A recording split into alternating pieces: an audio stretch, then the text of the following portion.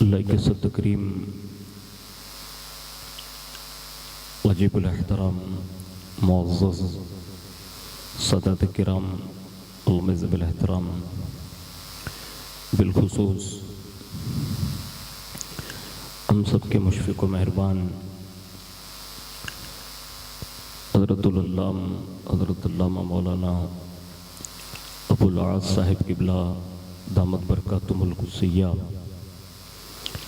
امام و خطیب مسجد خدیجۃ الکبریٰ رحیم نگر، عزیزم برادر گرامی حضرت مولانا جعفر ہاشمی صاحب قبلہ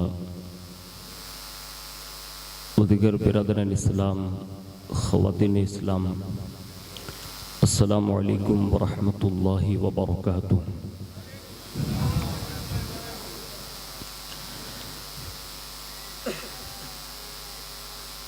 الحمد للہ رب العالمین والعاقبۃ للمتقین والصلاة والسلام علی سید الانبیاء والمرسلین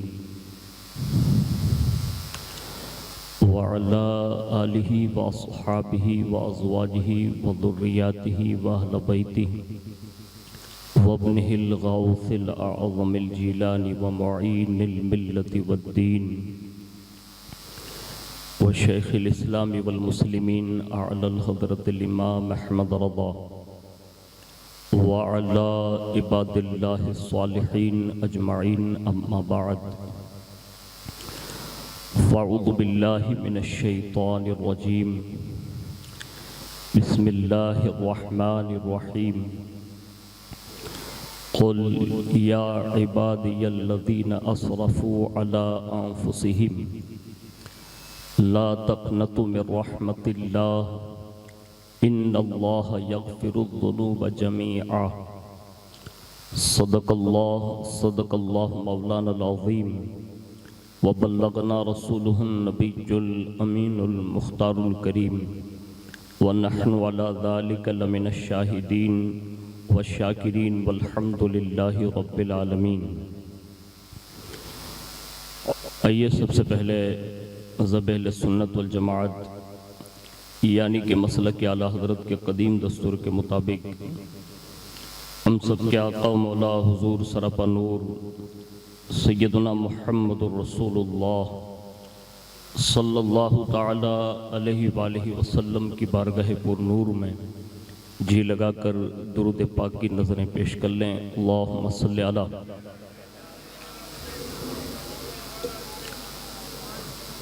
سیدنا مولانا محمد معدن الجود والکرم وعلی آلہ واصحابہ وبارک وسلم۔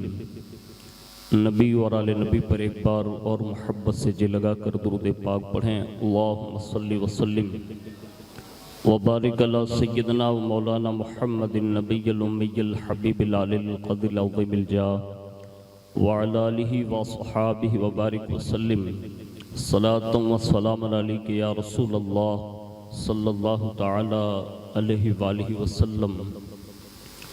اللہ کے پیارے محبوب، دانائے غیوب، منزہ عن العیوب، سرکار دو عالم، شفیع روز محشر، سیدنا محمد الرسول اللہ صلی اللہ تعالی علیہ وآلہ وسلم ارشاد فرماتے ہیں کہ جس نے صبح و شام مجھ پر 10 بار درود پاک پڑھا، بروز محشر اس پر میری شفاعت واجب ہوگی۔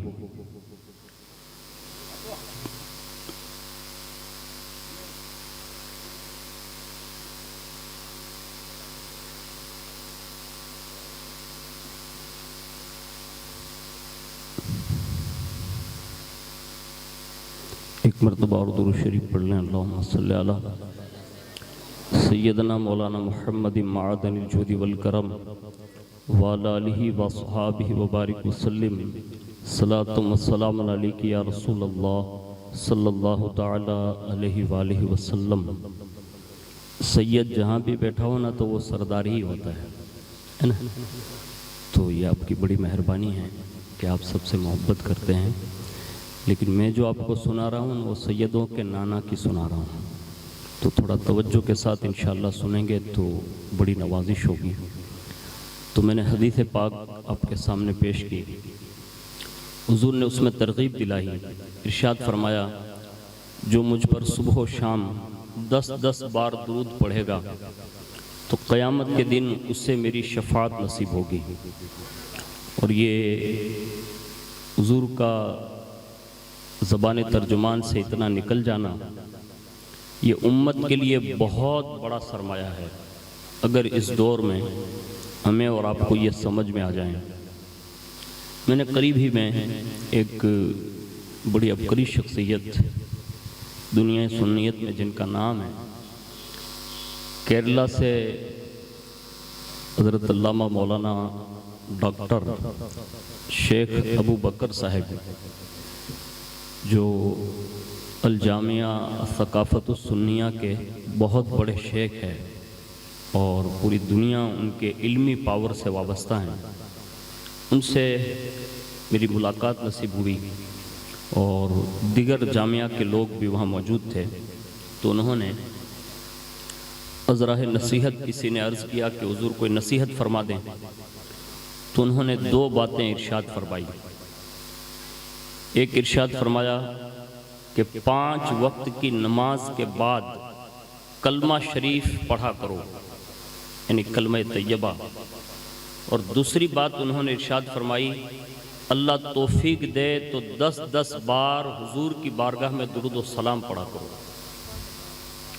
اب یہ بہت بڑے عالم دین ہیں جن کا لوہا اب آپ جانتے نہیں ہوں گے، اس لیے آپ کو پتہ نہیں ہوگا، کبھی یوٹیوب پہ سرچ کیجئے گا ان کا نام، شیخ ڈاکٹر ابو بکر صاحب ثقافی، جو بہت بڑی دنیا سنیت میں نام ہے۔ تو اب کبھی کبھی تشویش ہوتی ہے کہ آخر انہوں نے ایسا کیوں کہا ہوگا، اتنے بڑے آدمی ہیں، نصیحت کے لیے تو ان کے پاس بھرمار ہوگی، لیکن وہ جانتے تھے کہ کلمہ وہ طاقت رکھتا ہے کہ یہ 7 آسمان 7 زمین اگر ایک پلے میں رکھ دیں اور ایک پلے میں اگر کلمہ رکھ دیں تو یہ کلمہ یہ 14 طبق پر بھاری ہو سکتا ہے۔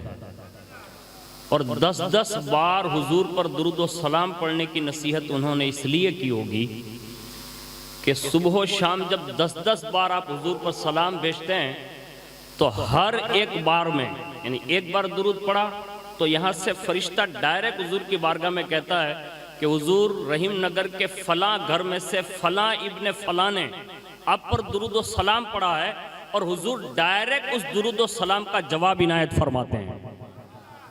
تو روزانہ 10 بار جن کا نام رسول اللہ کی بارگاہ میں صبح و شام لیا جاتا ہو، مجھے بتاؤ اس سے بہتر سہارا اور کون ہو سکتے ہیں؟ امام اہل سنت فرماتے ہیں غم زدوں کو رضا مزدہ دیجئے کہ ہیں، غم زدوں کو رضا مزدہ دیجئے کہ ہیں، بے کسوں کا سہارا ہمارا نبی۔ ایک بار بڑی محبت کے ساتھ درود و سلام پڑھ لیں۔ اللہم صلی علی سیدنا مولانا محمد معدن الجود والکرم وعلی آلہ واصحابہ وبارک وسلم، صلاۃ و سلام علیک یا رسول اللہ صلی اللہ تعالی علیہ وآلہ وسلم۔ اللہ رب العزت کی توفیق سے اور اس کے پیارے محبوب صلی اللہ تعالی علیہ وآلہ وسلم کے تصدق سے، بالخصوص پیران پیر روشن ضمیر سیدنا الشیخ عبد القادر جیلانی المعروف غوث العظم دستگیر رضی اللہ تعالیٰ عنہ کی خصوصی نگاہ عنایت سے ہم اور آپ جشن غوث الورا برائے اصال ثواب ہم اور آپ اس محفل پاک میں شرکت کی سعادتیں حاصل کر رہے ہیں۔ اللہ رب العزت ہماری آپ کی حاضری کو قبول فرمائیں اور اس حاضری کو ہم سب کے لیے، ہماری نسلوں کے لیے بھی غوث پاک کے دربار کی حاضری کا سبب بنائیں۔ میں اپنے گفتگو کا آغاز چند مائع ناز اشعار کے ساتھ کرنے کی سعادت حاصل کرتا ہوں۔ اللہ کرے اللہ ہمیں دنیاؤں کے تاجداروں کے گیت گانے کے بجائے ہمیں مدینے کے تاجدار کے گیت گانے والے بنا دیں۔ کسی نے کیا خوب کہا ہے، دل اگر حاضر ہے تو اس کو سنیے گا۔ وہ کہتے ہیں کہ جو سامنے ہے مدینہ تو دیکھتا کیا ہے، جو سامنے ہے مدینہ تو دیکھتا کیا ہے، یہی تو کعبے کا کعبہ ہے، سوچتا کیا ہے، یہی تو کعبے کا کعبہ ہے، سوچتا کیا ہے، اور بروز محشر کہے گا خدا یہ بندوں سے، بروز محشر خدا کہے گا یہ بندوں سے، جو مصطفیٰ کو نہ مانے وہ مانتا کیا ہے، جو مصطفیٰ کو نہ مانے وہ مانتا کیا ہے۔ اور مجھے فرشتوں نے فوراً وہیں پہ چھوڑ دیا، مجھے فرشتوں نے فوراً وہیں پر چھوڑ دیا، جو میرے آقا نے پوچھا معاملہ کیا ہے، جو میرے آقا نے پوچھا معاملہ کیا ہے، اور وہ کیا بتائے گا قرآن کے رموز بھلا، وہ کیا بتائے گا قرآن کے رموز بھلا، جسے پتہ ہی نہیں شان مصطفیٰ کیا ہے، جسے پتہ ہی نہیں شان مصطفیٰ کیا ہے۔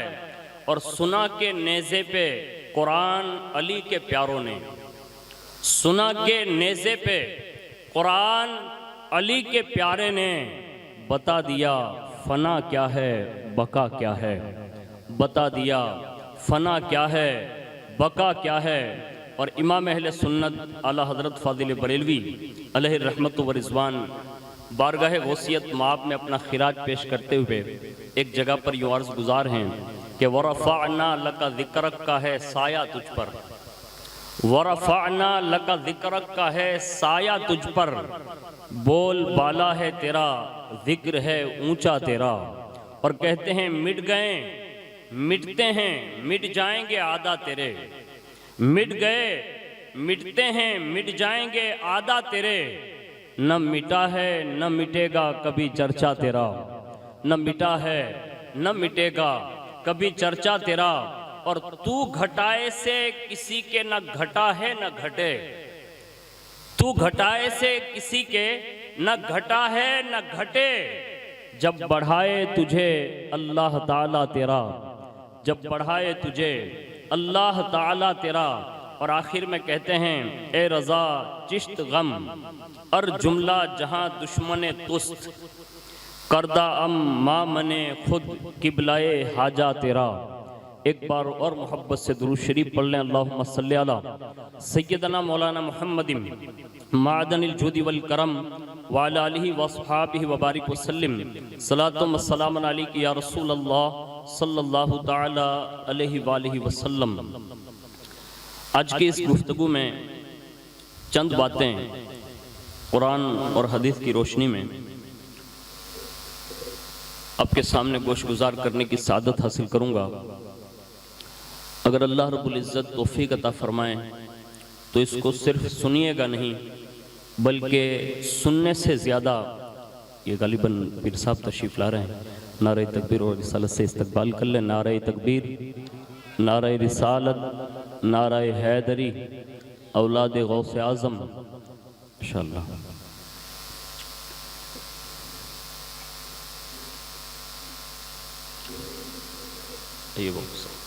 وعلیکم السلام، تشریف۔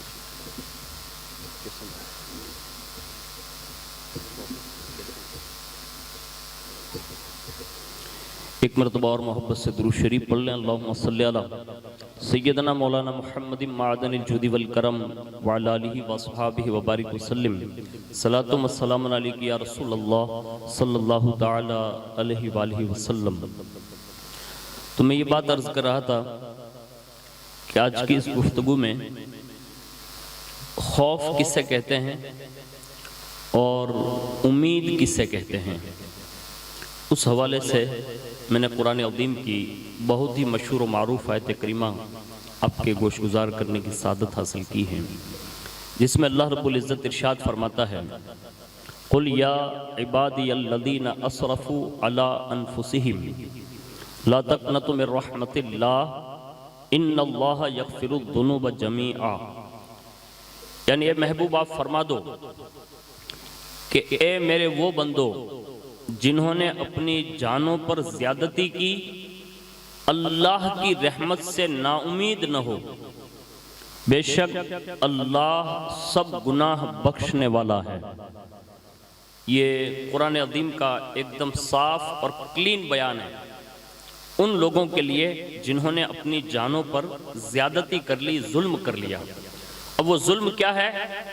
تو مفسرین نے لکھا ہے کہ اس سے مراد یہ ہے کہ اگر کوئی بندہ گناہ کر بیٹھے، خطا کر بیٹھے، غلطی کر بیٹھے، تو وہ گناہ کرنے کے بعد معاذ اللہ یہ نہ سمجھیں کہ اب یہ غلطی معاف نہیں ہو سکتی، بلکہ اللہ اپنی رحمت کی طرف بلا کر یہ پیغام دے رہا ہے کہ بندہ وہ صرف خدا ہی ہے جو تیرے گناہوں کو معاف فرما دے گا۔ تو ہمیں اور آپ کو حتی الامکان حکم یہی ہے کہ گناہ سے بچیں۔ بائی چانس اگر کوئی گناہ ہو گیا تو سب سے پہلا کام یہ کریں کہ سب سے پہلے اللہ کی بارگاہ میں توبہ کر لیں، رجوع کر لیں۔ اور ایک حدیث پاک میں ہے کہ اگر بندے سے گناہ سرزد ہو جائیں تو فوراً وہ کوئی نیکی کر لیں، اس لیے کہ یہ نیکی کرنا یہ گناہ کو مٹا دیتا ہے۔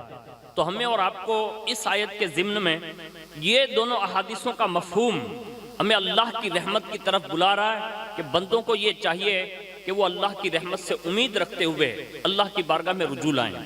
اس کے ساتھ ساتھ اللہ کے پیارے حبیب صلی اللہ علیہ وسلم نے مختلف مقامات پر خوف، امید، اس کی فضیلت بیان فرمائی اور ساتھ ساتھ میں لوگوں کو اس کی ترغیب دلائی۔ وجہ کیا تھی؟ وجہ صرف یہ تھی کہ خوف دلانے کا مطلب یہ تھا کہ کہیں لوگ بے باک ہو کر کہیں یہ کفر میں مبتلا نہ ہو جائیں، یعنی اتنے نڈر نہ ہو جائیں کہ اب کوئی پوچھنے والا نہیں ہوگا، کوئی پوچھ تاچھ کرے گا نہیں، اس لیے ڈرایا۔ اور ساتھ ساتھ میں امید بھی دلائی کہ اگر کوئی کبیرہ گناہ بھی سرزد ہو جائے تو پھر بھی نا امیدی کی طرف نہ جانا کہ اب یہ معاف نہیں ہوگا۔ اللہ سب سے بڑا ہے اور جو سب سے بڑا ہے وہی سب سے بڑے گناہوں کو معاف فرمانے والا ہے۔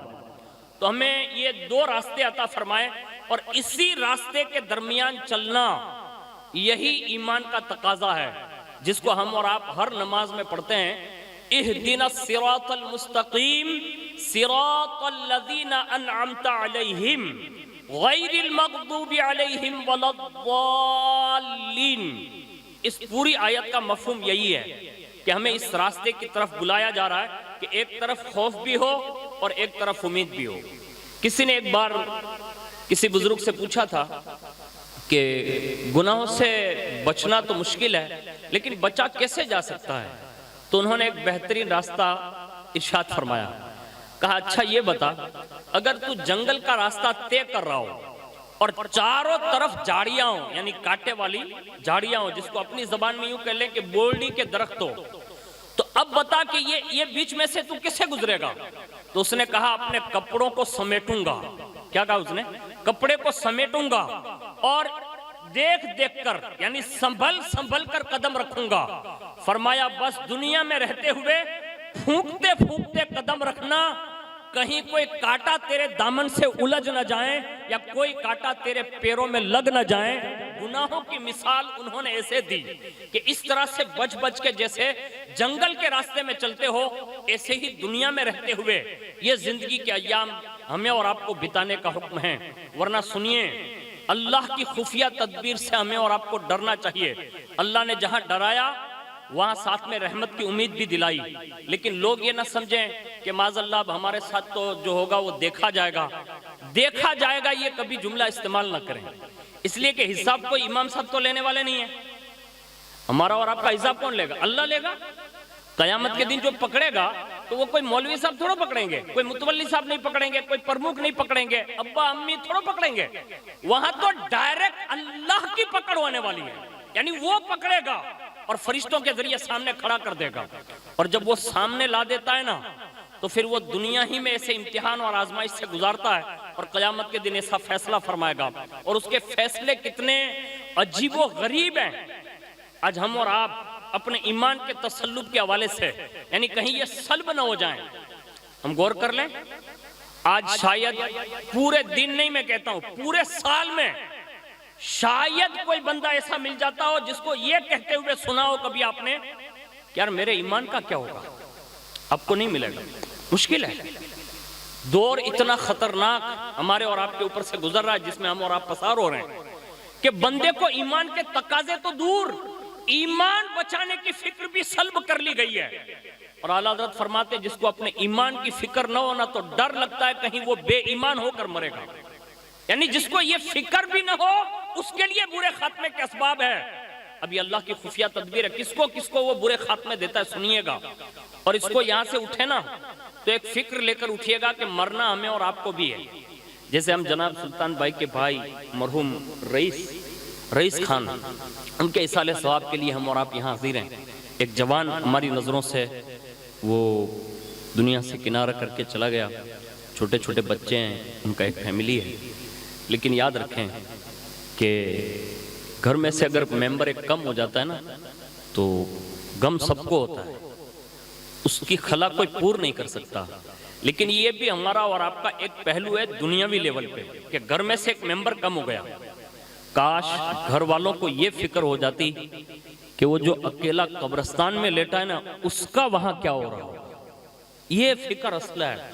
اس لیے کہ ہماری اور آپ کی محبتیں جو ہے نا وہ دنیاوی لیول پر ہیں، اس لیے ہمیں اور آپ کو یہ احساس ہوتا ہے کہ گھر میں سے ایک ممبر کم ہوا، گھر کے ممبروں کو اگر یہ فکر لائق ہو جائے کہ وہ جہاں مدفن ہے اس پر کیا بیتری ہوگی نا تو یہ سمجھ لو یہ فکر آخرت ہے۔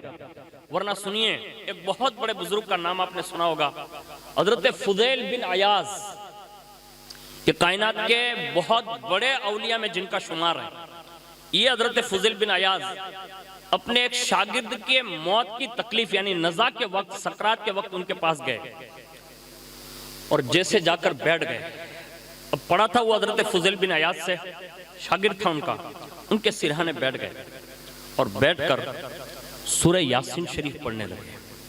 اور جب سورہ یاسین پڑھنے لگے تو شاگرد نے کہا حضرت سورہ یاسین پڑھنا بند کر دو۔ کس نے کہا؟ یہ مرنے والا کہا سورہ یاسین پڑھنا بند کر دو۔ آپ رحمت اللہ تعالی علیہ نے اس کی کیفیت کو دیکھتے ہوئے سورہ یاسین پڑھنا بند کر دیا۔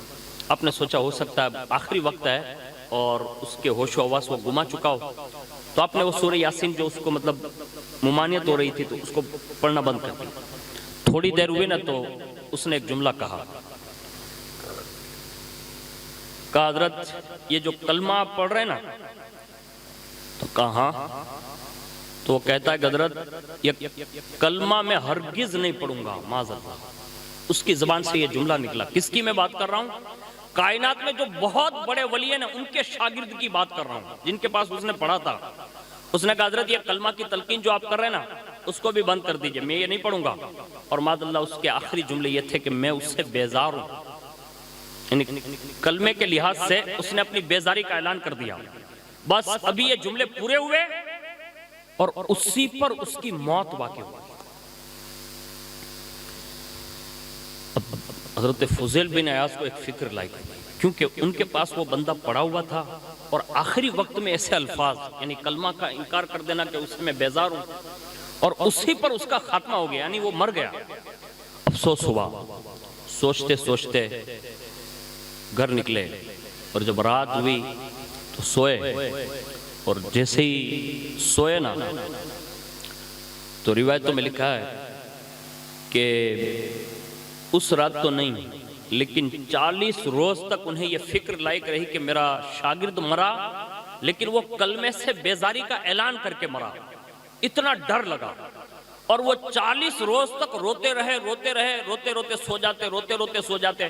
40واں دن جب آیا نا تو آپ نے خواب دیکھا اور اس خواب میں یہ دیکھا کہ فرشتے اس شاگرد کو مار کر جہنم کی طرف لے جا رہے ہیں، اور جیسے اپنے شاگرد کو جہنم کی طرف فرشتوں کو گھسٹتے ہوئے دیکھا، آپ نے اسے روکا اور روک کر اپنے شاگرد سے فرمایا کہ مجھے تو ایک بات بتا۔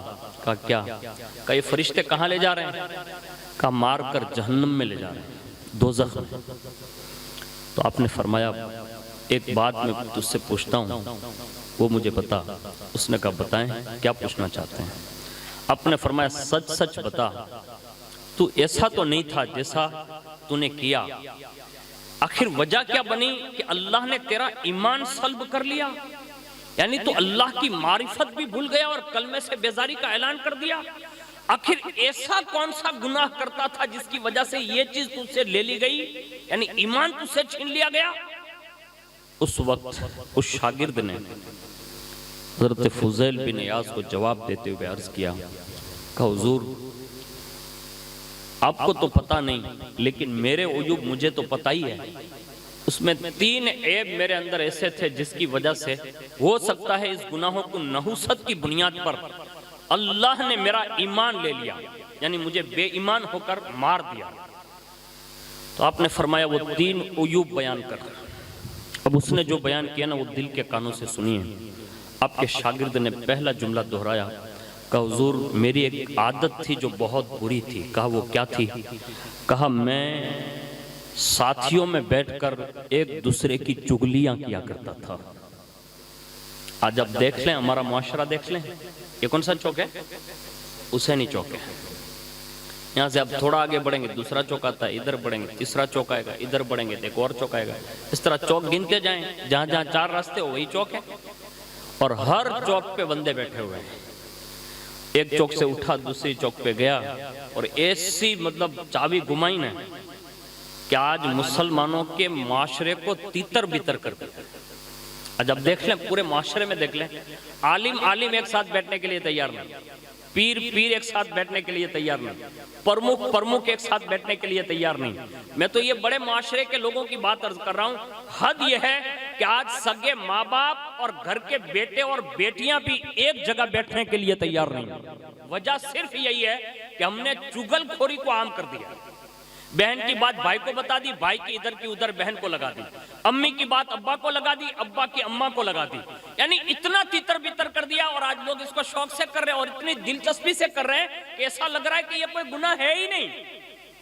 یاد رکھیے یہ چغل خوری ہمارے اور آپ کے ایمان کو تباہ کر سکتی ہے۔ ساتھیوں میں وہ کہتا ہے کہ حضرت میں چغل خور تھا، ادھر کی ادھر لگاتا تھا، یعنی اس کی بات اس کو کہتا ہے اور اس کی بات لا کے اس کو کہتا، اور وہ کسی کو پتہ نہیں چلنے دیتا تھا۔ میں کہتا ہوں ساتھیوں کو پتہ نہیں چلتا تھا، اللہ کو تو ساری چیزوں کی خبر ہے نا۔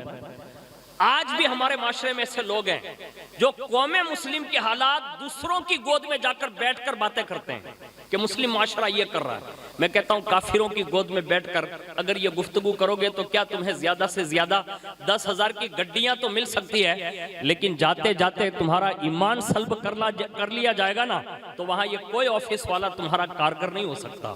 اس لیے مسلمانوں کی بھی شکایت کرنے سے پہلے 100 بار ہمیں سوچنا چاہیے۔ دوسرا جملہ سنیے اس بندے کا، شاگرد ہے فضیل بن عیاض کا۔ دوسرا جملہ اس نے کہا کہ حضرت میرے اندر دوسرا عیب یہ تھا کہ میں لوگوں سے حسد کرتا تھا۔ اب حسد کس کو کہتے ہیں؟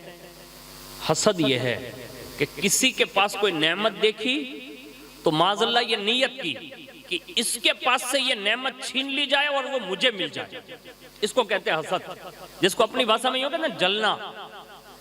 اکثر لوگ ایسا جملہ بولتے ہیں کبھی کبھی، کیا آمانہ سے نہیں میرے سے جلتا لگتا، حالانکہ وہ کبھی بدگمانی بھی ہو سکتی ہے، لیکن ایک حسد اسی کو کہتے ہیں۔ اب یہ حسد کتنا عام ہے آپ کو پتا ہے؟ اب اونا اور اطراف کے دیہاتوں میں جا کے پوچھئے، بڑے بڑے سفلی کرانے والے لوگ یا کرنے والے لوگ یہ معاشرے میں آمادہ کر رہے ہیں کہ معاذ اللہ اگر کسی کا بنگلہ دیکھو اور اس کو گرانے کی فکر ہونے کی یہ سب کنگال بن جائیں، تو آج جادو کروانے کے لیے مسلمان کا بیٹا پہنچ رہا ہے۔ اور خاص کر کے عورتوں میں تو یہ اتنا عام ہے کہ ایسا لگ رہا ہے کہ اللہ ماشاءاللہ۔ میں کہتا ہوں کسی کے حسد میں جا کر آپ کسی کا بنگلہ تو گرا سکتے ہیں، لیکن مجھے یہ بتائیے آپ اپنا ایمان بچا سکتے ہیں؟ یہ عیوب تھا اس کے اندر، یعنی کسی سے حسد نہ کریں، رشک کرے۔ رشک کس کو کہتے ہیں؟ مثال کے طور پر کسی کا اچھا کام کاج دیکھا، یعنی کاروبار دیکھا، وہیں ہاتھ اٹھا کر آسمان کی طرف ہاتھ اٹھا کر دعا کرے، اللہ اس کو اور برکت دے، اور اس کو جو برکت دینا اس کا 10واں حصہ مجھے بھی نصیب فرما۔ یہ رشک ہے، دعا کرنا جائز ہے، رشک بری۔ جلنے سے کچھ نہیں ہوگا، حسد کرنے سے کچھ نہیں ہوگا۔ لوگ کہتے ہیں دیکھا بہت بری نظر اور حسد کی بنیاد پر یا جادو کی بنیاد پر بظاہر شیطانی طاقت سے گر چکا ہے، لیکن قدرت چاہے گی نا تو پل بھر میں اسے اٹھا کر اتنا بلند کر دے گا کہ تیری نسلیں مل کر اس تک نہیں پہنچ سکتی۔ اس لیے کہ تو نے گرایا ہے نا، قدرت نے نہیں گرایا، اور جب قدرت تجھے گرا دے گی تو پھر دنیا کی ساری طاقت مل کر تجھے بھی نہیں اٹھا سکتی۔ اس لیے کبھی کسی سے حسد نہ کرنا، دعا کرنا، اس لیے کہ مومن کا ہتھیار ہی دعا ہے۔ دعا کرو نا، تم جو دوسروں کے لیے دعا کرو گے نا، اللہ سب سے پہلے تمہارے حق میں قبول فرمائے گا۔ تو ہمیں اور آپ کو حسد نہیں کرنا، کسی سے بھی نہیں۔ میں تو یہ کہتا ہوں چاہے وہ چھوٹا بچہ ہی ہو نا، اس سے بھی نہیں حسد مت کرو، بلکہ دل سے خوشی کا اظہار کرو۔ اللہ نے ہمارے علاقے میں فلاں کو کتنا نوازا، فلاں کے بچوں کو یہ کہو گے نا تو اللہ تمہاری نسلوں کو عطا فرمائے گا۔ یہ ذہن بنائیے۔ میں نہیں کہتا آپ میں اور ہم میں سب لوگ حسد کرتے، کبھی نہیں، لیکن حالات یہ بتا رہے ہیں۔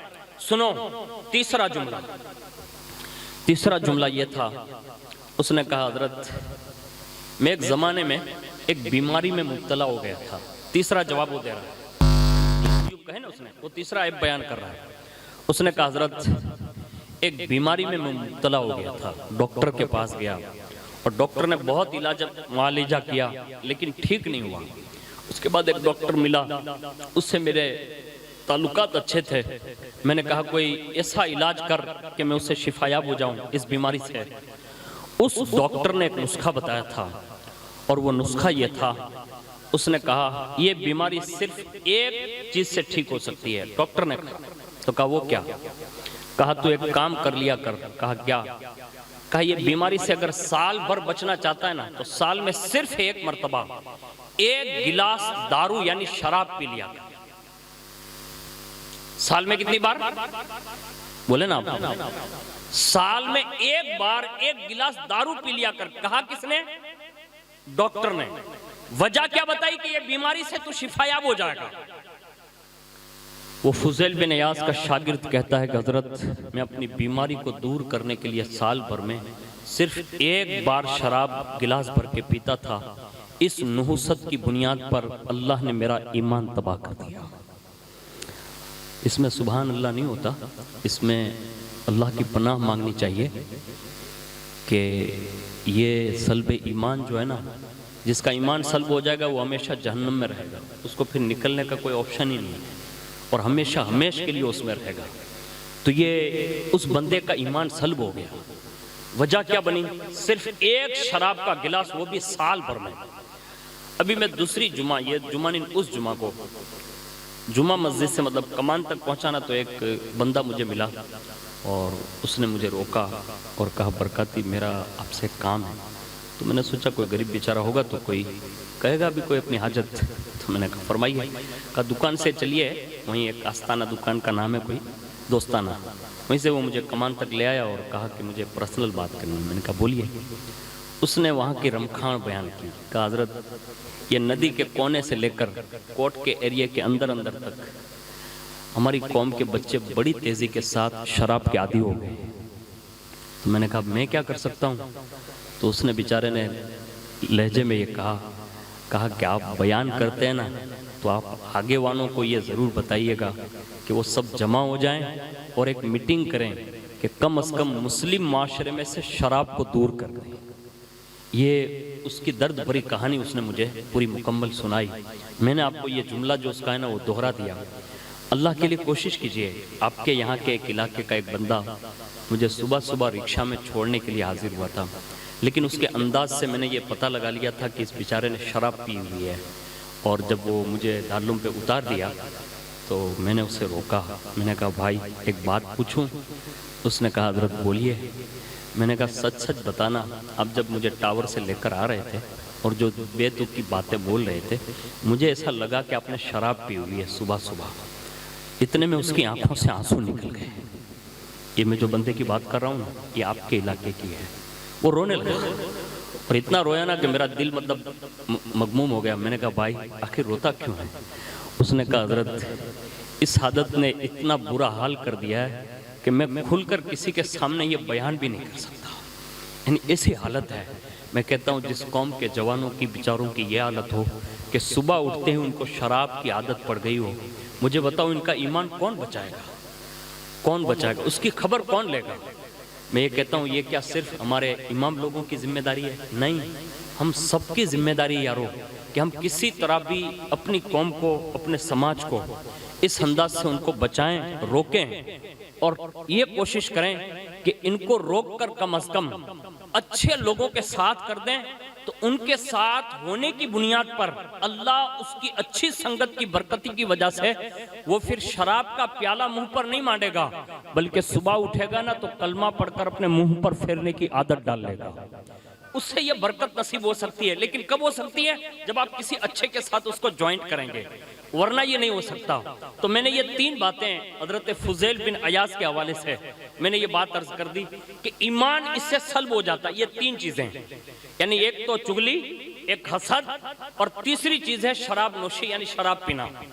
اور 4 اسباب ایسے ہیں، جیسے یہ 3 تو بیان ہو گئے، اور چوتھا سبب حدیث پاک میں یہ نقل کیا گیا ہے، ارشاد فرمایا گیا کہ نماز میں سستی کرنے سے بھی اللہ ایمان سلب کر لیتا ہے۔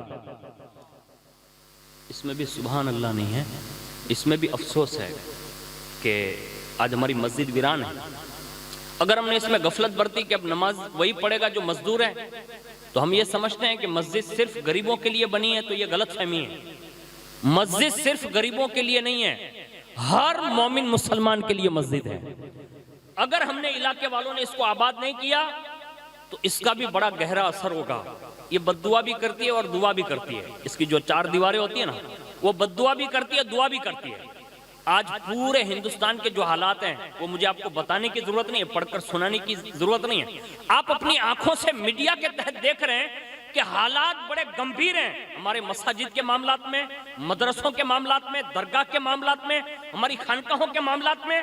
تو میں یہ کہتا ہوں جب ہم ہی قدر نہیں کریں گے تو پھر کی حفاظت کے لیے اب کوئی فرشتوں کا نزول نہیں ہوگا، اب وہ مراکز کی حفاظت ہماری ذمہ داری ہے، اور وہ حفاظت اس وقت ممکن ہے جب 5 وقت کی صدا بلند ہو اور ہر مسلمان اپنا کام کاج چھوڑ کر اپنی مسجد کی طرف رجوع کرے نا، تو کائنات میں اللہ نے کوئی آنکھیں ہی ایسی پیدا نہیں کی جو کسی مسجد کی طرف اٹھنے کے لیے تیار ہو جائے۔ لیکن یہ کب ہوگا؟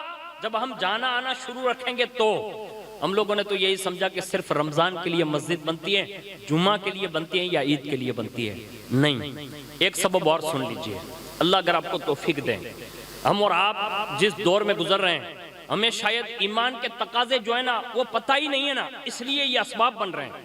ایک بہت بڑے بزرگ کی بات بتا دوں، کائنات میں یہ وہ بزرگ ہیں کہ جن کے تذکرے سنتے سنتے لوگ توبہ کی طرف مائل ہو جاتے ہیں، اور یہ اتنے بڑے بزرگ ہیں کہ انہوں نے اپنے نام کے ساتھ ایک جملہ جوڑ لیا تھا۔ اب تھوڑا غور کریں گے تو اس کو احساس ہوگا۔ مثال کے طور پر آپ مجھے پہچانتے ہیں کہ بھئی عبد الرحیم کون؟ تو لوگ کہتے ہیں کہ وہ برکاتی صاحب نہیں بولتے، وہ ایسا برکاتی۔ مولانا جعفر صاحب کون؟ تو کہا وہ ہاشمی چینل، برکاتی ہاشمی چینل والے، اس طرح۔ اسی طرح مولانا ابو العاص صاحب کو ہوتے کہ وہ خانوادہ اشرفیہ سے مرید اشرفی، وہ اس طرح معاملات ہوتے ہیں جس کو پہچانے جاتے ہیں۔ جیسے عبد القادر بابا تشریف فرمائیں، وہ کون؟ تو ہم نانا باپو کی پہچان کے ذریعے قادری سلسلے کے مطلب ایک شیخ ہیں، اس حوالے سے جانتے ہیں۔ اس طرح ایک دوسرے کو ہم جانتے رہتے ہیں بلا تشبیہ اور تمثیل کے۔ یہ تو سلسلوں کے ذریعے ہم پہچان کرتے ہیں۔ یہ بزرگ جو ہے نا، انہوں نے ایک عجیب و غریب اپنے نام کے ساتھ ایک جملہ جوڑ لیا تھا، اور وہ تھا ثوری۔ ثور کہتے ہیں بیل کو، ثور کہتے ہیں بیل کو، ڈھانڈا جو آتا ہے نا بلدہ، اس کو۔ ایک بار وہ مسجد میں اندر گئے، اور مسجد میں جیسے اندر داخل ہوئے نا، تو اب مسجد میں داخل ہوتے وقت طریقہ یہ ہے کہ پہلے سیدھا قدم یعنی پہلا قدم وہ داخل کریں، اور پھر اس کے بعد درود شریف پڑھیں اور اس کی دعا پڑھیں، اور جب نکلیں تو الٹا قدم باہر نکالیں۔ اس طرح مسجد میں آنے کے آداب ہے۔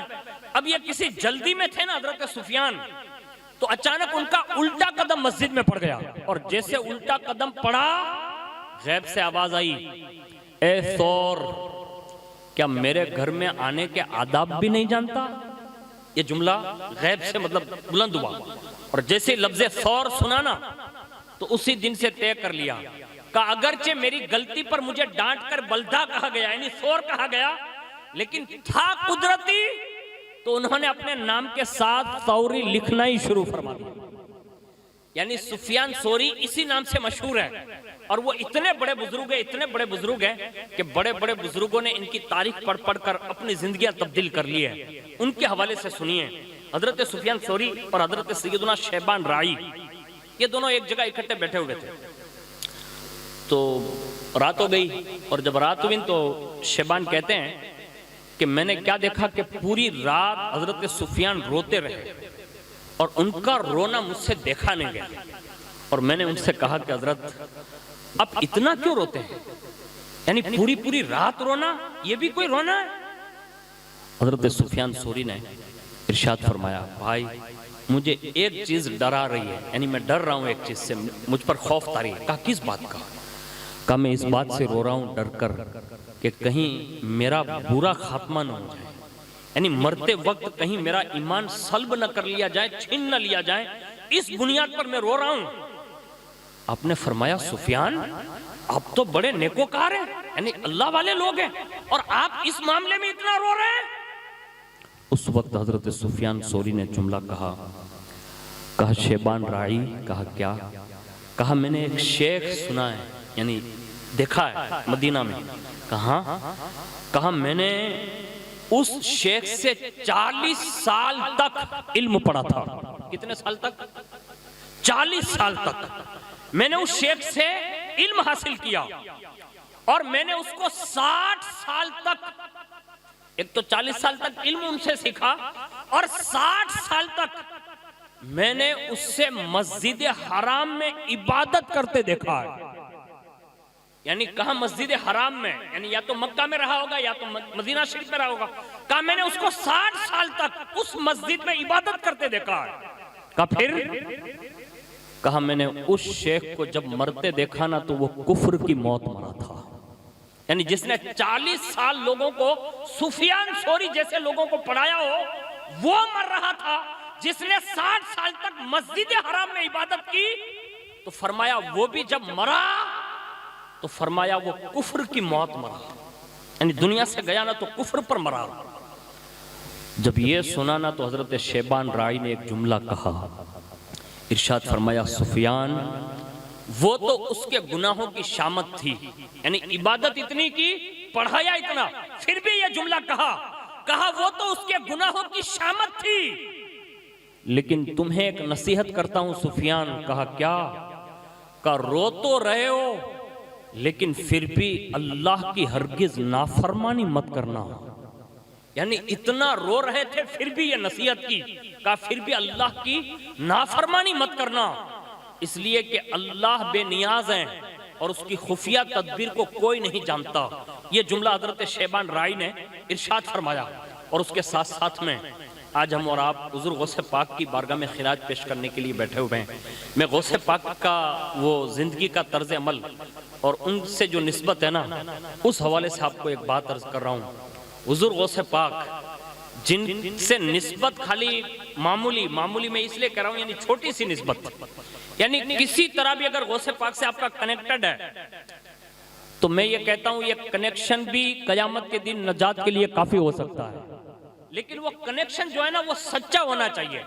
ہمارا اور آپ کا جو کنیکشن ہے ایسا نہیں کہ خالی ہوا کا ایک جھونکا ہے نا تو بھاگ جائیں، ایسا نہیں، ایسا کنیکشن ہونا چاہیے مضبوط، اگرچہ وہ مختصر سا ہو لیکن اتنا کنفرم ہونا چاہیے نا کہ اگر طوفان اور آندھیا بھی آ جائے نا تو پھر بھی زبان سے یا غوث المدد کا نعرہ نکلنا چاہیے۔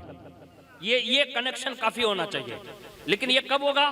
جب ہم ان نسبتوں کو جانیں گے اور پتہ چلے گا کہ یہ نسبتیں ہیں کن کے لیے۔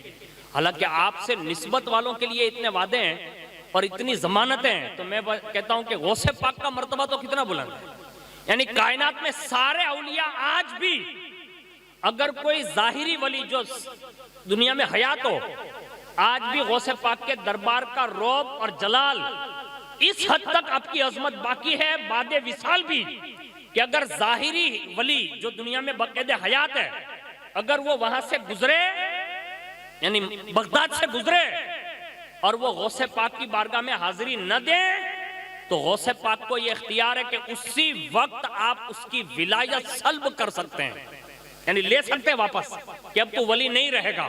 میں کہتا ہوں بعد وصال جن کی طاقت یہ ہو تو مجھے بتاؤ وہ زمین پر چلتے پھرتے ہوں گے تو ان کی طاقت کا عالم کیا رہا ہوگا۔ بعد وصال آج بھی اتنی طاقت ہے اور وہ کتنی ہے نا وہ صرف اللہ جانتا ہے، لیکن نسبت اگر کسی کو میسر آ جائے نا تو ہمارے صوفیہ نے یہ بات لکھی ہے، جیسا کہ حضرت امام محمد عبد الوہاب شعرانی یہ خود اپنی مشہور کتاب العہود کتاب کا نام ہے، اس میں وہ نقل فرماتے ہیں کل من کان متعلقا بنبی او رسول او ولی فلا بد ان یحضرہ ویأخذ یدہ فی الشدائد.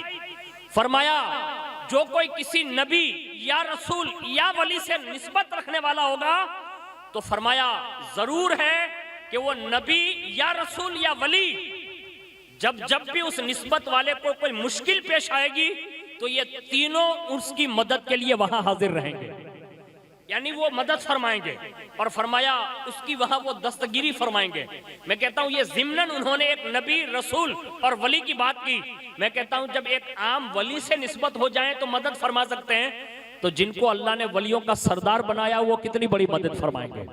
ایک یہ آگے حضرت علامہ عبد الوہاب شعرانی ایک کتاب ہے میزان الشریعت الکبریٰ، اس میں وہ فرماتے ہیں جمیع الامہ المجتہدین یشفعون متبعہم ولا ویحافظونہم فی الشدائدہم فی الدنیا والبرزخ ویوم القیامہ حتی یجاوز الصراط. فرمایا تمام ائمہ مجتہدین اپنے اپنے پیروکاروں کی شفاعت کرتے ہیں، چاہے وہ دنیا میں ہو، قبر میں ہو، حشر میں ہو، ہر جگہ جہاں بھی سخت مشکل مقامات آئیں گے تو ائمہ مجتہدین کہتے ہیں کہ وہ وہاں پہنچ کر ان کی مدد فرماتے ہیں. تو یہ ائمہ مجتہدین کے حوالے سے ہیں. اور پھر فرمایا میزان الشریعت الکبریٰ میں ان ائمۃ الفقہاء والصوفیاء کلھا یشفعون مقلدہم ویلاحظہم عند طلوع الموت وعند النشر والحشر والکتاب والمیزان والصراط ولا یغفلون عنہم فی موقف من المواقف. فرمایا بے شک سارے کے سارے اولیاء اور علماء اپنے اپنے پیروں کے حوالے سے شفاعت کا تذکرہ کرتے ہوئے کہتے ہیں کہ جب بھی ان کے مریدین، معتقدین اور پیروکاروں کی روح نکلتی ہے اور جب منکر نکیر قبر میں آ کر ان سے سوال کرتے ہیں، جب قیامت کے دن ان کا حشر ہوتا ہے، ان کا نامہ اعمال کھلتا ہے اور جب حساب کتاب لیے جاتے ہیں اور باقاعدہ عمل تولے جاتے ہیں اور پل صراط سے جب گزارے جاتے ہیں، تو فرمایا یہ بڑے اولیاء کبار جن سے ان کی نسبتیں ہوتی ہیں ہر موڑ پر ان چاہنے والوں کی مدد اور شفاعت فرماتے ہیں. یہ ٹوٹل کل اولیاء کے لیے یہ ہے. آگے سنیے اللہ رب العزت نے عام اولیاء کے لیے، یعنی وہ بھی اللہ کے خاص ہی ہوتے ہیں لیکن میں عام کا لفظ غوث پاک کے مقابلے میں عرض کر رہا ہوں. ولایت میں سب برابر ہے لیکن سرداریت میں ولایت کبریٰ پر اللہ نے غوث پاک کو فائز فرمایا. سنیے حضور غوث پاک رضی اللہ تعالی عنہ جن سے جس کو بھی نسبت ہو تو وہ کتنا بڑا فائدہ دے گی اس کو سنیے. ہم اور آپ سنتے ضرور ہیں لیکن اس کو کہیں کنیکٹڈ کرنے کی کوشش کیجئے. مثال کے طور پر میرے پاس ایک جیو کا کارڈ ہے، ایک آئیڈیا کا ہے. اگر میں کسی کے مکان میں بیٹھا ہوں اور اگر مجھے کہیں فون کرنا ہو اور میرا نیٹ ورک اگر نہیں ملتا تو میں کیا کروں گا؟ تھوڑا باہر جاؤں گا اور باہر جا کر چوک میں کھڑا رہوں گا تاکہ نیٹ کنیکٹڈ ہو جائے. میں کہتا ہوں ایک دنیا میں ایک آدمی سے کنیکٹڈ ہونے کے لیے ہمیں ایک ٹاور کی محتاجی ہے، ضرورت ہے. میں کہتا ہوں آپ سے گزارش ہے کہ جب آپ کے حالات بگڑنے لگے نا تو آپ ہیں کسی سے مرید. اب مثال کے طور پر اکثر و بیشتر یہاں جتنے بھی افراد بس رہے ہیں، اگر میری معلومات میں اگر ساتھ دے رہی تو اکثر بندے ایسے رحیم نگر میں کہ وہ حضور سیدی سرکار یونس باپو قادری رحمت اللہ تعالی علیہ المعروف نانا باپو قادری، ان سے بھی مرید ہیں. حضور استاد گرامی سیدنا شاہ سید محمد فیض اللہ باپو قادری علیہ رحمہ ان سے بھی مرید ہیں اور دیگر لوگوں سے بھی مشائخ سے مرید ہوں گے. جب بھی کوئی مصیبت آ جائے نا، یعنی اچانک حالات بگڑنے لگے، تو جیسے ہمارا اور آپ کا نیٹ ورک گھر میں بیٹھ کر اگر کنیکٹ نہ ہوتا ہو تو ہم باہر نکلتے ہیں نا، تو اس بات کی طرف ہمیں یہ ٹاور اشارہ دے رہا ہے کہ جب مصیبتیں آ جائیں اور روحانی کنیکشن نہ ملتا ہو تو پھر اپنے پیر کی بارگاہ میں حاضری دے دینی چاہیے، یا ان کے نام کا کوئی فاتحہ کر کے یا 2 رکعت مسجد میں جا کر پڑھ کر اصالہ ثواب کرنا چاہیے اور عرضی لگانی چاہیے، حضور میں نے آپ کے ہاتھ میں ہاتھ دے کر غوث پاک تک اپنی نسبت جوڑی ہے، حضور آپ اگر اس بارگاہ میں ہیں تو میرے لیے دعا کر دیجئے کہ غوث پاک ایک نگاہ کرم فرما دیں. یعنی یہ کرنا چاہیے. اور جو لوگ کرتے تھے نا ان کا فائدہ کتنا ہوتا تھا. ایک شخص حاضر ہوا حضور غوث پاک کی بارگاہ میں، عرض کیا حضور میرے والد صاحب کا انتقال ہو گیا. کہاں؟ کہا میں نے ان کو خواب میں دیکھا ہے. کہا وہ کیا کہہ رہے تھے؟ تو کہا وہ مجھے کہہ رہے تھے کہ میں قبر میں ہوں لیکن عذاب بڑا ہو رہا ہے. اب میں اور مجھ میں بہت سارے لوگ ایسے ہوں گے کہ ہمارے دادا انتقال کر گئے ہوں گے, ہماری دادیاں گئیں, ہمارے نانا نانی گئے, بعض افراد ایسے ہوں گے جن کے والدین بھی دنیا سے چلے گئے, ہے نا. ایسے اکثر لوگ ہوتے ہیں علاقے میں, ہر جگہ ہوتے ہیں. تو آپ سے بھی گزارش ہے کبھی کبھی ان کا خیال کر کے سوئیے, ہو سکتا ہے کہ وہ کبھی خواب میں آئے. یہ تمنا کرنی چاہیے, کیونکہ ہم لوگ تو عالم ارواح میں, یہ عالم برزخ میں, وہ جہاں ہیں ان کے احوال سے تو واقف نہیں, یہ تو اللہ والے لوگ ہیں جو جان لیتے ہیں. لیکن کبھی ہمیں یہ احوال کی تلاش کرنی چاہیے کہ آخر یہ میرا بھائی دنیا سے جدا ہو گیا, میرا باپ جدا ہو گیا, آخر یہ کس حال میں ہے. ہمارے یہاں تو حالات یہ بنتے ہیں کہ ہم یہاں سے جوناگڑھ کا سفر کریں نا, 2 گھنٹے اگر ہم لیٹ ہو جائیں تو ماں باپ فون کرتے کہ نہیں کرتے. میں کہتا ہوں یہ صرف دنیا تک کی محبت ہے, یعنی مرنے کے بعد کبھی ماں باپ یہ نہیں سوچتے کہ میرا بیٹا دنیا سے چلا گیا, اس کا کیا اجر ہوا ہوگا. یہ کوشش کیجئے, آج سے آپ سب کو یہ دعوت ہے, کوشش کیجئے اپنے مرحومین کے حوالے سے. یہ بندہ جو آیا نا, اس نے کہا حضور میرے ابا خواب میں آئے تھے اور کہا قبر میں ہوں لیکن بڑا عذاب ہو رہا ہے. تو کہا پھر کیا کہا انہوں نے؟ کہا میرے باپ نے اس قبر کے عذاب میں مبتلا ہوتے ہوئے کہا بیٹا جانا نا غوث پاک کی بارگاہ میں میرے لیے دعا کرانا, کہ غوث پاک دعا کر دیں گے نا تو یہ قبر کا عذاب دور ہو جائے گا. یعنی یہ مرنے والا بتا رہا ہے, یعنی جو مر چکا ہے وہ بتا رہا ہے کہ قبر میں بھی کوئی چھڑا سکتا ہے نا تو شیخ عبد القادر جیلانی چھڑا سکتے ہیں. تو میں کہتا ہوں جو قبر میں چھڑا سکتے ہو وہ کیا دنیا میں نہیں چھڑا سکتے؟ دنیا میں چھڑا سکتے ہیں. لیکن ہمیں اور آپ کو یہ چاہیے کہ غوث پاک سے کنیکٹڈ ہوتے تھوڑا سیکھ لیں. اب غوث پاک سے کنیکٹڈ ہونے کا آسان طریقہ یہی ہے کہ غوث پاک کے طریقے پر عمل کیا جائے. غوث پاک نے کبھی نمازیں ضائع نہیں کی تو ہم نمازیں ضائع نہ کریں. کبھی انہوں نے روزے نہیں چھوڑے, اور غوث پاک کے روزے تو اتنے مشہور ہیں کہ ماں کے پیٹ سے نکلتے ہی پہلی رمضان کا روزہ رکھا. یعنی یہ غوث پاک کی کرامت ہم سنتے ہیں, لیکن یہ تقویٰ ہے غوث پاک کا کہ ماں کے پیٹ سے جنم ہوتے ہی آپ نے روزہ رکھا. اور یہ کون سا روزہ رکھا اب یہ تو غوث پاک جانتے ہیں. حالانکہ حد بلوغ کے بعد روزے فرض ہیں, لیکن پھر بھی روزہ رکھا. بتا یہ رہے تھے کہ رمضان کے روزے اور نفلی روزے وہ صرف متقیوں کے لیے ہیں کہ اسے تقویٰ مل جائے, اور میں صرف تقوی کے لیے نہیں بلکہ امام التقیٰ والنقیٰ بنا کر بھیجا گیا ہوں کہ قیامت تک جتنے متقی آئیں گے ان کا اگر کوئی سردار ہوگا تو وہ فاطمہ کا بیٹا عبد القادر جیلانی ہوگا. یعنی یہ شیخ کا طریقہ یہی ہے. انہوں نے حج کیا, مالداروں حج کرو. انہوں نے زکات دی, آپ اگر مالک نصاب ہے زکات دو. اور اگر بن سکے تو غوث پاک نے ایک طریقہ اختیار کیا تھا, جتنا زندگی بھر رہے نا لوگوں کو نفع پہنچایا, کبھی کسی کو نقصان نہیں پہنچایا. یہ جملہ اپنی زندگی میں نوٹ کر لیں, اچھا یہ نیت کر لیں کہ زندگی میں جب تک جئیں گے نا مسلمانوں کو فائدہ پہنچائیں گے. یہ نیت بڑی اس لیے بتا رہا ہوں کہ امت کی فکر جس کو لائق ہو جاتی ہے نا, آپ یہ سوچ رہے ہوں گے کہ مولانا یہ کون سی بات ہے. حضور جا رہے ہیں عرش پر خدا سے ملاقات کے لیے, لیکن جبریل سدرہ پر رک کر کہتے کہ حضور بس اب آپ آگے جائیے. حضور نے پوچھا جبریل آگے آپ نہیں آئیں گے؟ کہا حضور نہیں آ سکتا. تو حضور نے فرمایا جبریل آج میں وہاں جا رہا ہوں جہاں کوئی نہیں جا سکتا, تو اگر کوئی آپ کی آرزو ہو تو آپ بیان کر دیں. تو حضرت جبریل علیہ السلام نے عرض کی حضور ایک بات ہے. کہا کیا؟ کہا اگر وہ یاد آپ وہاں فرما لیں تو میرے لیے بڑی سعادت مندی ہو. کون؟ فرشتوں کے سید کہہ رہے ہیں. تو کہا جبریل تیری وہ کون سی ایسی حاجت ہے جو تو رب تک پہنچانا چاہتا ہے؟ کہا ایک تمنا جبریل کی ہے. کہا کیا؟ کہا جب قیامت ہو پل صراط بچھا دیا جائے اور آپ کی امت کو جب گزارنے کی بات آئے نا تو اللہ نے مجھے یہ 600 پر دیے ہیں, میں یہ چاہتا ہوں پل صراط پہ بچھا دوں اور آپ کی امت گزرے نا تو میرے پروں پر سے گزرے. یعنی امت کا خیال کیا, کہاں؟ سدرہ پر جو 7 آسمان سے پرے, وہاں یہ جبریل یہ فکر کر رہے ہیں. میں کہتا ہوں ہم لوگ تو زمین پر ہیں نا بھائی, آسمان تک جانا تو بہت بڑی بات ہے. یہ چاند جو دکھ رہا ہے نا وہاں تک بھی لوگ جا رہے ہیں, لیکن وہاں سے پھر پیچھے آتے کہ نہیں آتے یہ ابھی کنفیوز ہے لوگ.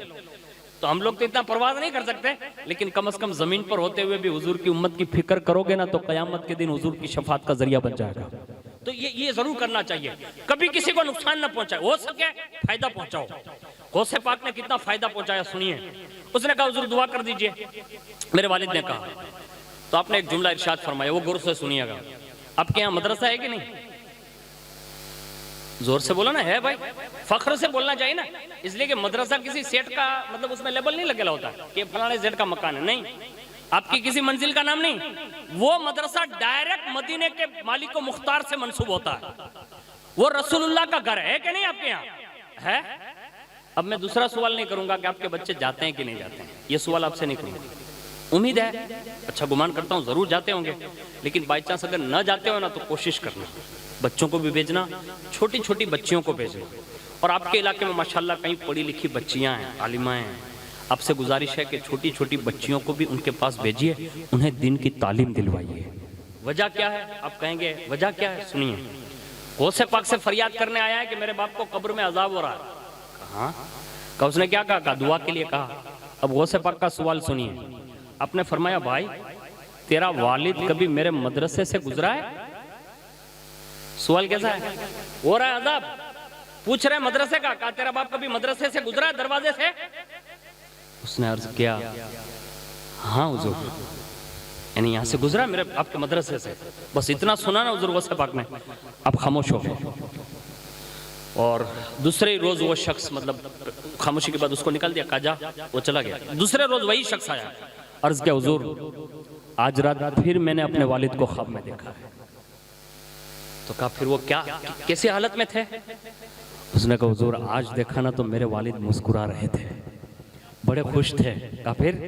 کہا انہوں نے جو لباس پہنا تھا نا، کہا ہاں، کہا میں نے میری زندگی میں ایسا لباس کہیں دیکھا ہی نہیں، یعنی اتنا فاخرہ لباس سبز رنگ کا پہنا ہوا تھا، بڑے خوش تھے۔ تو میں نے پوچھا کہ ابا یہ سب کیا ہے؟ یعنی کل تو آپ عذاب میں تھے، آج یہ کیا ہو گیا؟ تو انہوں نے جو کہا نا وہ یہ کہا، قال لی قد رفع عنی العذاب ببرکت شیخ عبد القادر جیلانی۔ اس نے کہا میرے بیٹے یہ جو تو دیکھ رہا ہے نا، کہا ہاں، کہا مجھ سے جو عذاب دور ہو گیا، کہا ہاں، کہا یہ میرا کوئی کمال نہیں ہے، کہا تو؟ کہا یہ غوث پاک کے مدرسے کے دروازے کے سامنے سے ایک بار جو گزرا نا، کہا یہ گزرنے کی برکت کی وجہ سے اللہ نے یہ عذاب دور فرما دیا۔ ایک بار خالی گزرا ہو نا تو یہ برکت ملتی ہے، اور جس کا بیٹا روزانہ 2 بار مدرسے میں جاتا اس کو برکت کتنی ملے گی؟ ملنی ہے نا۔ میں آپ سے ایک شکایت کر رہا ہوں، اگر سن لیں آپ سب، شکایت آپ سے مجھے، وہ شکایت یہ ہے کہ آپ کے علاقے کا ایک بھی بچہ میرے دارالعلوم میں نہیں ہے۔ اب میری بات سن رہے ہیں؟ سن رہے ہیں نا؟ آپ سے شکایت ہے میری، میں اس بات پر اپنے آپ کو کمزور محسوس کرتا ہوں کہ میں آپ تک دعوت نہیں پہنچا سکا، کہ میں آپ کو ابھار کر آپ کے کسی اچھے بچے کو وہاں لے جا کر پڑھانے کے لیے۔ پہلے بچے کچھ پڑھتے تھے رحیم نگر کے، ابھی شاید گنے چنے وہ بھی مطلب ابھی آئے ہوں گے، تو اگر نہیں ہیں آپ کے بچے تو کوئی سوال ہی نہیں ہے، لیکن اگر ہیں، 4 ہے، 5 ہے، 3 ہے، 2 ہے، تو ایک بچہ جیسے آپ اسکول کے لیے وقف کرتے ہیں نا، اب 25 سال اسکول کے لیے اس کے دیتے ہیں، 12 سال دیتے ہیں، ایک بچہ اپنے اور اپنے خاندان کی مغفرت کی خاطر ایک بچہ دین کے لیے بھی عطا فرمائے۔ کوشش کیجئے، میں نے کہتا کہ میرے دارالعلوم میں بھیجیے، آپ کو جہاں من آئے نا کسی بھی اچھے ادارے میں بھیجیے، اس لیے کہ کبھی کبھی ایک پڑھا لکھا ساری نسلوں کی بخشش کروا سکتا ہے۔ یہ غوث پاک کی اس میں سے میں نے آپ کو یہ ارشاد فرمایا۔ اب اس کے بعد سنیے آگے، جیسے یہ باپ سناتا ہے نا، کہا بیٹا، غوث پاک نے فرمایا پھر کیا کہا اس نے؟ کہا یہ عذاب تو غوث پاک کی برکت کی وجہ سے گیا، لیکن بیٹا میں تجھے نصیحت کرتا ہوں۔ کہا کیا؟ کہا اب جو تیری زندگی باقی ہے نا، کہا ہاں، کہا وہ آخری زندگی تک یعنی موت تک اب کسی کی خدمت میں نہیں، بلکہ موت کا آخری گھونٹ بھی دربار غوث پاک میں پینا ہے تجھے، یعنی غوث پاک کی خدمت میں لگ جا، یعنی پیر و مرشد کی بارگاہ میں خدمت کرتے رہنا۔ یہ اس نے کہا، جب یہ سن لیا نا غوث پاک نے تو فرمایا ان ربی عز وجل قد وعدنی ان یخفف العذاب عن کل من عبر علی باب مدرستی من المسلمین۔ فرمایا اے جوان سن، مجھ سے وعدہ فرمایا ہے کہ جو میرے مدرسے کے قریب سے گزر جائے گا اللہ اس کے عذاب میں تخفیف کرے گا، اور اللہ رب العزت اس کے عذاب کی تخفیف فرما کر اسے جنت کی نعمتوں میں تبدیل فرما دے گا۔ تو یہ ہمارے لیے اور آپ کے لیے بڑی سعادت مندی ہے کہ جو بھی لوگ مدرسے، مسجد یا خانقاہ یا درگاہ سے وابستہ ہوتے ہیں یا جو ان کے کام سے سلیکٹڈ ہوتے ہیں، میں یہ سمجھتا ہوں یہ بڑے حسین لوگ ہیں جن کو اللہ نے یہ موقع دیا ہوتا ہے کہ وہ کام کر رہے ہوتے ہیں، اور بڑے خوش نصیب وہ لوگ بھی ہیں جن کی بچیاں بھی پڑھ رہی ہیں، جن کے بچے بھی پڑھ رہے ہیں۔ اگر نہیں پڑھ رہے ہیں، آپ سے گزارش ہے آج ہی اپنے مرحومین کے ایصال ثواب کی نیت سے ہی کسی کو پڑھا دیجئے، اس لیے کہ ایک بچہ پڑھ لے گا نا تو بہت کچھ وہ آپ کے خاندان کے لیے کام کر سکتا ہے۔ آپ سے امید کرتا ہوں انشاءاللہ آپ کوشش کریں گے۔ آپ یہ نہ سمجھیے گا کہ میرے مدرسے میں بچوں کی کمی ہے اس لیے آپ سے شکایت ہے، نہیں، آپ کی محبت اور ہمدردی ہے نا، اس لیے میں نے آپ کے سامنے یہ بات عرض کر دی کہ آپ بھی بھیجیے اپنے بچوں کو۔ ہو سکتا ہے ایک بچہ اگر پڑھ لیتا ہے نا تو یہ قیامت تک کے لیے ثواب جاریہ ہوتا ہے، اور وہ جس کو پڑھا دے گا پھر ثواب، وہ جس کو پڑھا، یعنی یہ سلسلہ قیامت تک جاری رہے گا۔ تو اللہ تعالیٰ سے دعا کرتے ہیں کہ اللہ تعالیٰ ہمیں آپ کو سب کو سچی اور پکی حضور غوث پاک کی محبت نصیب فرمائیں، اور جن کے ایصال ثواب کے لیے یہ محفل غوثیہ سجائی گئی اللہ انہیں کروٹ کروٹ جنت نصیب فرمائیں، حضور غوث پاک کی نسبت کے صدق و طفیل اللہ ان کے قبر کے عذاب کو دور فرمائیں، اللہ رب العزت ان کے صغیرہ کبیرہ گناہوں کو معاف فرمائیں، اللہ ان کے بچوں کو صبر جمیل عطا فرمائیں، ان کے بھائیوں کو صبر جمیل عطا فرمائیں، ہم سب علاقے والے کو صبر جمیل عطا فرمائیں۔ اللہ رب العزت یہ ساری دعائیں ہم سب کے حق میں بھی قبول فرمائیں۔ اے اللہ جب تک جئیں ایمان اور اسلام اور عقائد حقہ کے ساتھ جئیں، اور جب ہمارا آخری وقت ہو تو ہماری زبان پر کلمہ شہادت اشہد ان لا الہ الا اللہ واشہد ان محمدن عبدہ ورسولہ جاری فرما۔ اے اللہ کہنے سننے سے زیادہ ہم سب کو عمل کی توفیق عطا فرما برحمتک یا ارحم الراحمین۔ السلام علیکم۔